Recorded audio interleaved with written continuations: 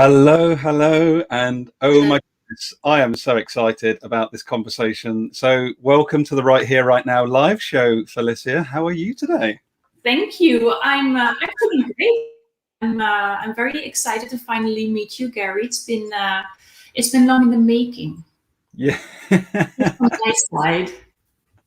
Isn't it interesting how we do connect with people on LinkedIn sometimes, but actually to have this sort of meaningful engagement and dialogue, I don't feel happens enough. So I really appreciate you being open for us to meet each other for the first time. So just so everybody knows who's watching us, like this is our first ever conversation, which is amazing. Yes. So people will find out a bit more about you as we get going over the next 30 minutes. But right here, right now, in this moment, Felicia, what's on your heart and mind?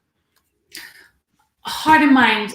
I feel the way, or what we connected on, you and me, or why I actually with you on LinkedIn, is what's always on my mind. And that's also my motto. And that's how can we take true ownership of creating a better world? And that starts with doing the inner work. And my motto as a consultant and a coach is our inner work determines our outward experience. That means our inner world we see reflected in the outer world. So every problem we come across, let's be honest, on personal, organizational, and global levels, starts with doing the inner work. It's really the human level. Yeah. So that's on my mind. Wow. God, so many places we can go. Yes. How can I serve in that aspect? I'm just so excited by this because your clarity is what's really exciting for me, actually, Felicia. Is I'm now part of my whole Gary is I have a corporate role within quite a large global corporate, and then of course whole Gary includes people also like you wanting to make the world a better place, etc. But what I don't see in corporate so much is any interest whatsoever in going inside. It's a very outside-in world, hit metrics, growth, mergers and acquisition, which is quite dominating, very innocently, but it's quite a dominating mindset and not really a growth mindset from a human point of view.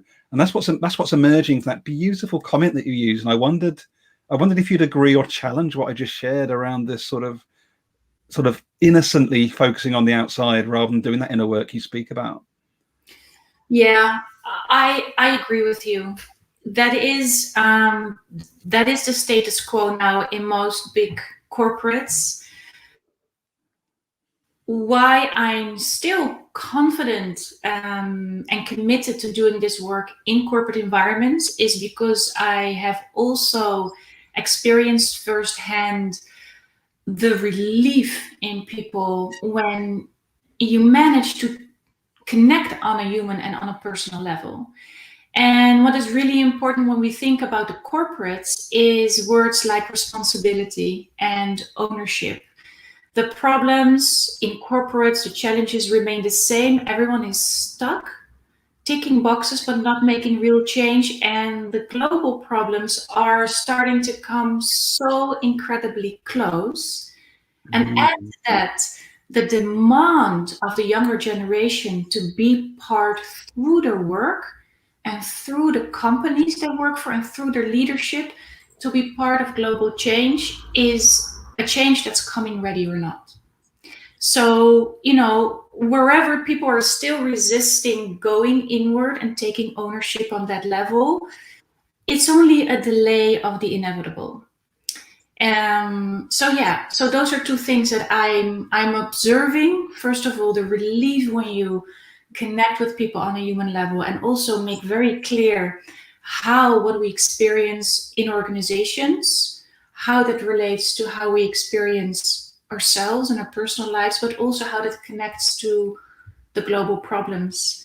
And once you make those connections, I feel the step to going inward, and also knowing I'm not going inward on my own, I'm going inward together with other people. That step then just becomes a little bit smaller. But we have to make it relatable and we have to make it safe. Wow, I'm, as ever, amazing humans like you in my world. My whole head's just tingling at your response, and I think I'd love to come back. I'd love to come back to your point about relief. I think that's a really beautiful word, and it's definitely a word I've felt into over the last few years as I've gone on my inner journey, which was only been the last 4 or 5 years, Felicia, for me personally, which, and how that came about, age 39, I just suddenly just sat in literally my flat, like had the car, had the job title, had everything the outside world taught me for 39 years was important. And I felt empty, completely hollow. And I just like, why? How can I feel so empty when I've got all of the outside stuff that I've been educated and told matters? And as I've gone on this inner journey, particularly around vulnerability, and I love your thoughts around vulnerability as a human trait, I found that the more I can embrace my vulnerability, the more it invites other people to do the same.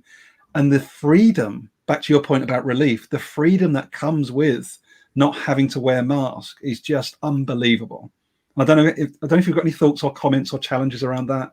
Oh, totally. Oh, we're so on the same page. There's just one word I want to take out because I feel that might give people something to start to work with straight away, and that's you felt empty.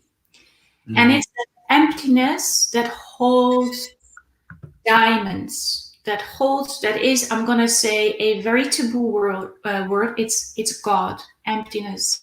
I want to invite people to, when they feel empty, to not try to fill it up with more, fill it up with food or a better job title or a better car or a better relationship, but to stay present with emptiness is really the starting point of great change and deep insights. But we have to be willing to feel the fear that comes with feeling emptiness, feeling nothingness inside.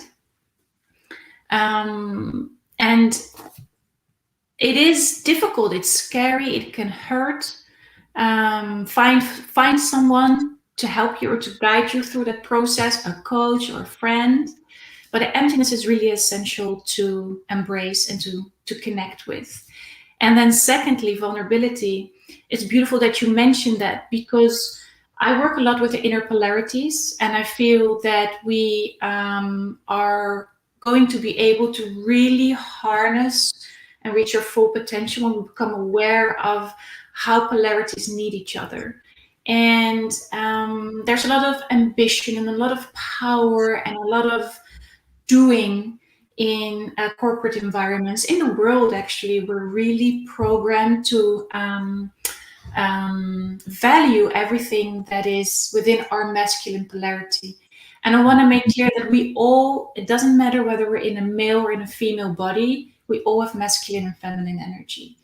And most of us in the Western world are brought up, programmed, raised, taught to cultivate and appreciate our masculine polarity more than our feminine polarity. But what happens when we don't have the counterbalance of our inner feminine polarity, we start to display shadow behaviors. So power or ambition without or leadership without counterbalance of our feminine polarity, in which vulnerability and softness resides, can create a really oppressive and toxic leadership. And whenever there's imbalance, there's dis-ease and there's illness. So it'll manifest in organizational issues. And to make a long story short, vulnerability really amplifies, it really glorifies or brings to full potential something like leadership and power. And it empowers. You said so beautifully, when I'm vulnerable, other people are able to be more authentic and vulnerable. That means you empower other people. When there's empowerment, you rise in your own power. Yeah, so I very much resonate with it. I'll stop there. I can go on about this. I want you to. It's amazing. It's really interesting. I want to learn. I want to learn selfishly, but also the audience, whoever with us or might look at this as a replay, Felicia, to learn a bit more about you and your journey as well. And we'll come back to that. But I just want to share one thing that's come up really powerfully for me as you were just speaking. And there's this words matter, and empowerment, as in EM, the letter E, empowerment, for me sort of brings with it a giving of power from another human to you. Whereas I've really been playing a lot with empowerment, IN, because we are already all powerful. Yes. But we don't realize how we give that away very innocently, depending on our situation, our background, the stories, whatever's going on. So this really simple little shift from empowerment to empowerment has really transformed how I sense into this type of conversation. That is the first time I hear this, and it's really stirring. It's stirring a shift inside me. Empowerment and empowerment. I have to think about empires for that, and it brings me to realizing how much the word power is also indeed connected to our leadership structures and how we've organized ourselves for a long time as a society, and how leadership has been distributed from the top down. And when you give power to another person, it implies that it is something that we can give to another person, but it's actually already in the other person. So all we have to do is remember that it's inside of us, and something to come from the inside out. So it will be actually on a much more organic way, naturally and equally distributed, which is also the reason why I'm so passionate about leadership and conscious leadership nowadays.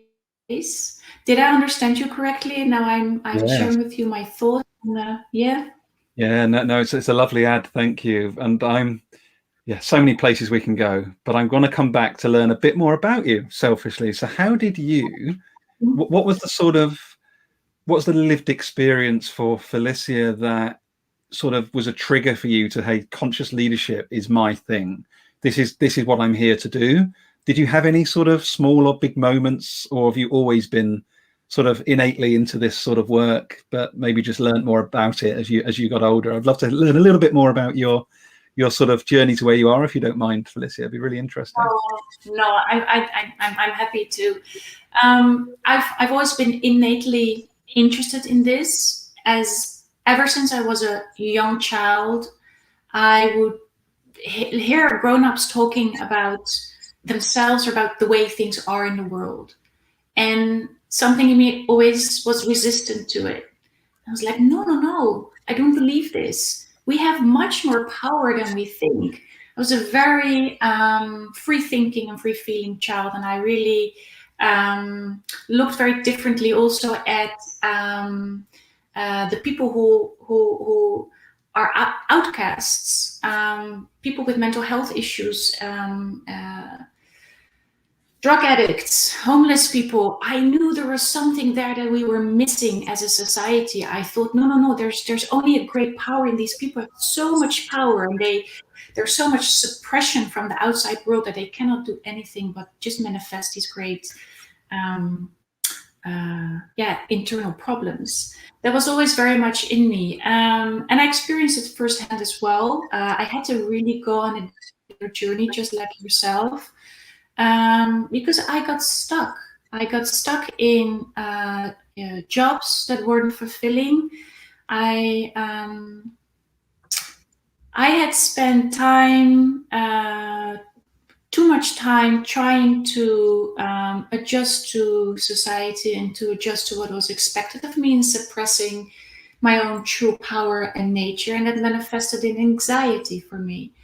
And so I went on a journey of, first I went to a psychologist, but that didn't really give me the breakthrough. And then I went on a path of personal development. And I went into a very deep spiritual journey where I just got to engage so deeply and so intimately with my own psyche, my own inner world and my own experiences, that I started to really understand the outside world and other people a lot better. And that brought a huge shift in my life, but also in my work as a consultant and in my work as a coach. And I couldn't do anything but dedicate my work to giving other people the same templates, the same insights, just simply to I call it sometimes to share your harvest, because I see it as wealth, as a richness that I acquired that just needs to be shared so it can also support and serve the greater good. Is that making any sense? Yeah, it's making perfect sense. Again, my whole upper body is just buzzing like a crazy thing as you're speaking. Honestly, it's such Right? it's amazing, and I think I want us to sort of make it also super practical for people as well, because it can, for those that aren't, and there's no judgment in this, but for those that are still very stuck in that materialist outside in world, there's no judgment in that. You know, it's very innocent. It's sort of socialized. That's the systemic nature of all of this stuff. Like, what's the invitation from you today to those people that maybe are watching this or come across 10 minutes of this conversation, Felicia, and they're thinking, I'm quite curious, actually. I've not really thought about doing inner work before, but it all sounds a little bit woo-woo for me. I don't know if I can really engage with this. It sounds a little bit out there. Is there anything that you would say or invite someone to sort of, I don't know, to try and maybe just experiment a little bit, or you know, just sort of how does that person open up their heart and mind a little bit to try and explore? Well, first of all, I feel if people are happy where they are, they're happy where they are. There's a big element. Yeah, there's a big element of free will. Some like you and me, we had a personal crisis. Well, I don't know, you didn't call it a personal crisis, but I had a crisis that really pushed me to do this. I didn't want it anymore. It was free will. I knew inside myself there is something more, and that's what I want, and that's what I'm going for. And so everyone who's out there right now who maybe isn't there yet, but maybe feels listening to us and feels something like a gentle tug or a gentle pull, like, wait a minute, this triggers something in me. What can I do?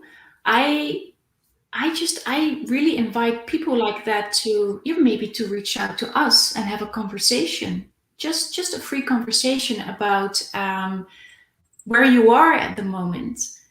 How does it feel? And what do you want? What do you want is a really important question. Is this what you want, or do you want something else? Do you want something more? And the most important thing for me, and that's probably the first suggestion I would give someone else, is to learn how to feel again. Because I had gotten so in survival mode that I didn't know how to feel anymore. And so I was completely disconnected from my body and from my feeling body. And through intuitive coaching and through breath work and eventually through dance, I started to feel again and understand what my body and my feelings were telling me, and that allowed me to make much better and much more conscious decisions for myself and find a balance between thinking, because that's very important, and feeling. And really the path to opening up and to expansion is to start with learning how to feel again. When you have very severe trauma, it's different, and it's really important that you go into therapy. But when you feel that tug, you feel that pull, and you're stuck in your head and you're stuck in doing, find ways back into your feeling body. Honestly, you talk about like serendipity and universal timing and things. I'm just like, I'm grinning ear to ear like a cat, Felicia, because I've literally in the last 7 days I've been working on some ideas for new organizational design. I'm going to throw it out there, being vulnerable. and I've come up with what I'm calling the human exponential organization, right? And what's really interesting about it is that the strap line for this is embodying the change through feeling. Wow, I get goosebumps Like from. that's literally what it's about. Because the thing is, my challenge previously was I had those little tugs, but I suppressed them. Drugs, alcohol, whatever it might have been, gambling. And that was my past. But I didn't realize at the time what I was doing. I loved how you spoke about, if you're feeling empty or you're feeling hollow, that's actually the space to sort of grow from. And what's so fascinating for me is that I was suppressing those feelings. So it's such a wonderful invitation. Like you say, if you've got major trauma, absolutely get professional help. But if you're curious and just getting a little tug on your heart, or your head is tingling like our head is tingling in this conversation, go and explore that. Don't suppress it. Don't ignore it. Just go and go, why do I feel that way? Why am I getting a little bit giddy? Or why am I feeling a little bit excited? Or, oh God, I've never felt that before. Get curious about it. Don't suppress it. And I just think, wow, honestly, you blow my mind, Felicia. Like, it's only 21 minutes. And like, I'm just in absolute heaven right now. It's amazing. It's amazing. Like, because I'd love to come. I know you're doing some really good work around diversity and inclusion. I'd love to talk about that as well, because I think, how does this play into the work you're doing with DEI? Because I think that's it's such an important topic anyway, but particularly at the moment, I'm wondering how the conscious leadership feeling, how does that play into your work with DEI? I think that's a really interesting lens. Well, I take it. I look at it through the lens of the inner work again, because when my perspective is our inner work determines our outward experience. So any imbalance or lack of inclusion we experience in the outer world means that that's a reflection of us on the inside. And we cannot say, as people who are ready to pick up their leadership, it's not my problem, I'm not a part of it, I'm fine. The thing is, we have a very, very deep mind space. It's a subconscious mind space, and that's connected to the collective mind space. And we are unaware of what happens there, but that's where programs run. And that's also the space where our feelings guide us to. And when we can access that space through understanding and navigating our feelings and emotions in a conscious and grounded, intelligent way, we can actually access that realm that holds the most power. And there are things happening there we're unaware of. In that space, we're judging ourselves. Programs run that say, when I display this behavior or value this behavior, I'm going to be accepted. I'm going to be seen as good. I'm going to have a job, a roof over my head. People will like me. And it goes very deep. So what I believe is that we think we respond to outer things, the shapes, the colors, but we're actually constantly responding to and creating from a much deeper space. And so back to diversity and inclusion, I feel, and that's why I created integrated diversity and inclusion. I think we should not stop with anything that we're doing now, but I feel it's not complete.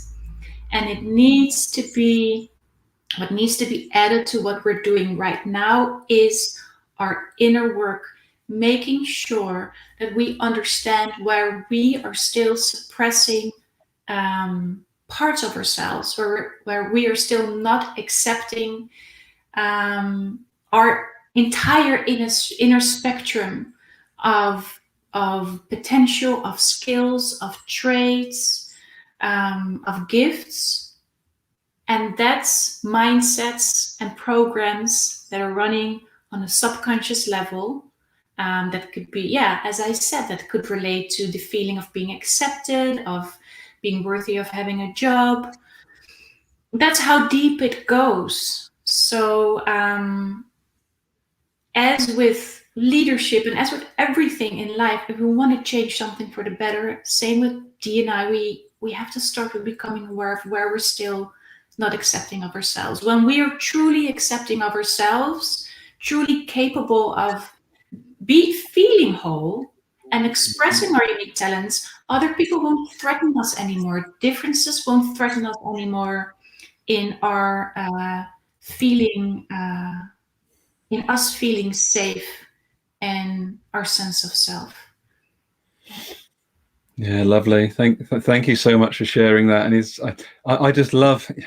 It's one of these interesting things. I had a chat with another valuable friend of mine who does a lot, sort of similar work to yourself in a different space, Felicia. And what emerged as we were having this conversation is we talk in business, to come back to corporations for a minute, or SMEs or startups. We talk about there is no silver bullet. Whereas actually, I think in a way, this sort of is a silver bullet. If you go inside, it is actually these. It doesn't mean there's not work. It doesn't mean it's not challenging at times. Yeah. But I think this is the silver bullet going inside. Yeah, it is. And it is scary because going inside means we take full ownership of the crap, of the terrible things that we're experiencing outside. So, and then our little me comes up again, like, oh, but who am I? Two things happen.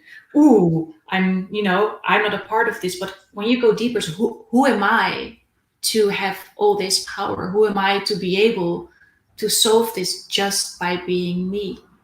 And it requires dedication. It's work. It's not for the faint-hearted, I always say. It's really, really a heroic journey.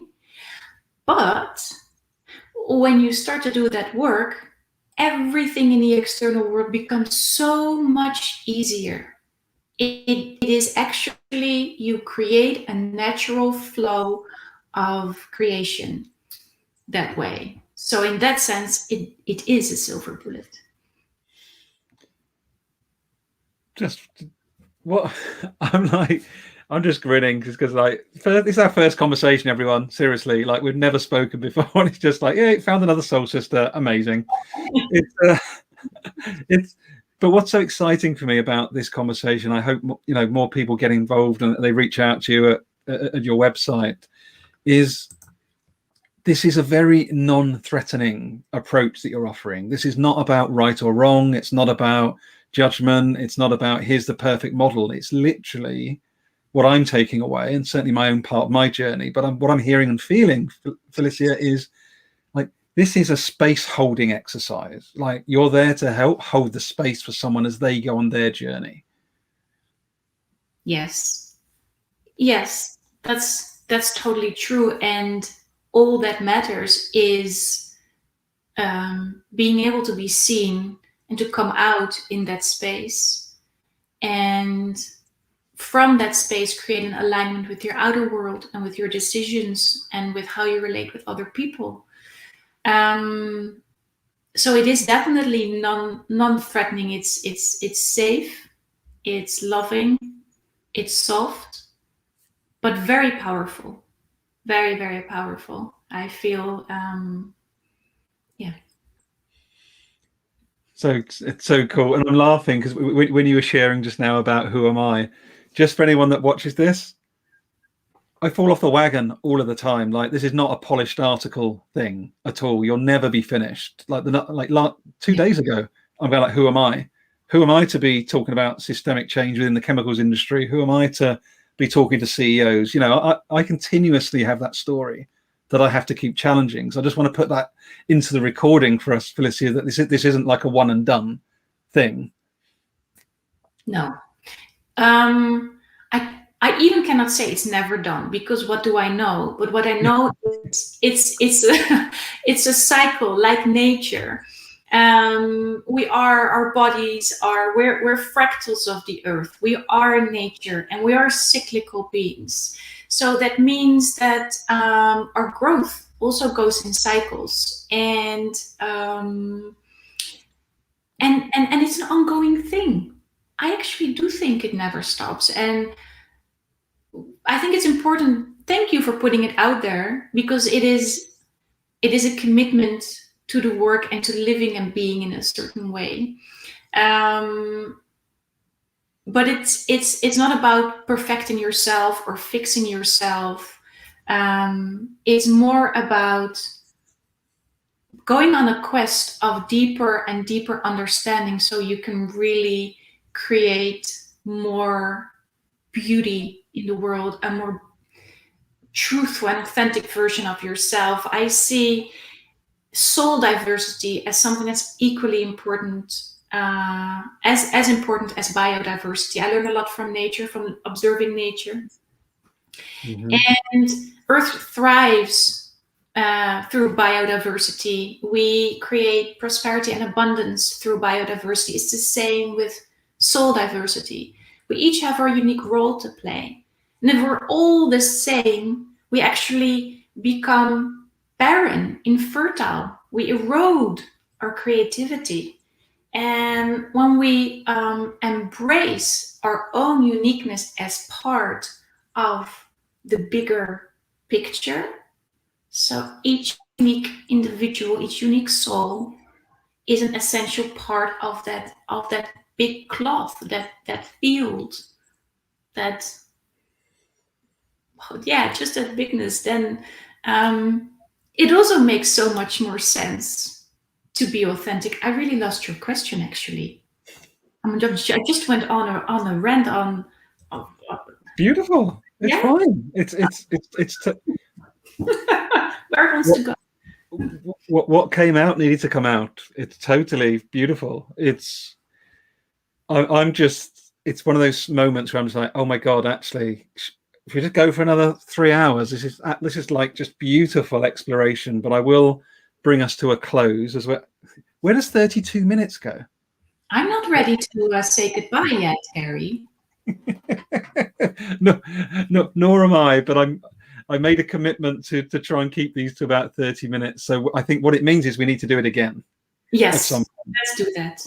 I'd love to. So it was honestly, and what I really love is how you're totally role modeling and embodying, back to that comment I made earlier. You know, you are embodying your work, and I think that is, you're inspiring me to want to be able to do that more often. And I'm sort of getting there, but I know I fall off. I get stuck in my head quite often about getting stuck in the big things sometimes, whereas actually it's just that next step. Like, who's that next person I can connect with? Who's that next person I can learn from that doesn't look or sound like me? You know, it's just these little baby steps that all add up. But sometimes I get stuck in the big picture. So it's I always find that as an interesting tension. I'm not sure if that's something you experience from time to time or not, Felicia. Oh, 100%. 100%. Getting stuck in the big picture and then getting overwhelmed and then wanting to do really, really big things, but also feeling myself becoming really small and incompetent. And my imposter syndrome and my feelings of unworthiness suddenly erupt in the face of all that I want, what you see in my head. And also myself, I also still need, I will need coaching and support and doing inner work my whole life. Everyone, it's a constant dance between reaching out for that big ideal and that big goal, and then bringing it back to our own humanness, our own role. Nothing is small in the eyes of the universe, and trusting that what we're doing, that one step that we're taking in this moment, as you said, that who can I reach out to? What can I do right here, right now? That's achievable. It's very important. And embracing that and really, really honoring that as our great work. These small steps, falling off the wagon, becoming messy, being human. Yeah, ultimately that's our work. Yeah. What a perfect way to wrap up today. And also thank you for getting right here, right now in your last statement. That was it's almost like a perfect branding. Yay! Wonderful. Felicia, thank you. I can't believe it's our first conversation, but I know it's going to be the first of many. I hope that if you're watching us now or you watch this on replay, please do check out Felicia's website. I'm sure that you're as much of a fan of her as I am. And also an invitation for me as we finish up today. Felicia and I were connected on LinkedIn. This is our first conversation, but think about those hundreds or thousands of people that you actually are connected to. How really connected to them are you? And would it be great for you to go and have a conversation like this with some of your network that you're connected to on LinkedIn? What learning might you get? What growth might you find? So yeah, just felt the need to share that for some reason. Any final comment from you, Felicia, before we go today? No, it was just lovely to speak with you. I could continue this conversation, I think, for a few hours. I'd love to connect again. And yeah, that's exactly how we connected. I read your content through another connection of mine, and I straight away felt I had come across a like-minded and like-hearted soul, and it really suits this time to respond to that and to connect. It is yeah, it's just a great way to amplify our work, to learn, to share. Yeah. Beautiful. Thank you again, my new friend Felicia. Thank you all for joining us, whether you do it, whether you did it today or whether you do it at some point in the future. Wish you all a wonderful morning, afternoon, or evening, wherever you are in the world. So goodbye from us. Bye.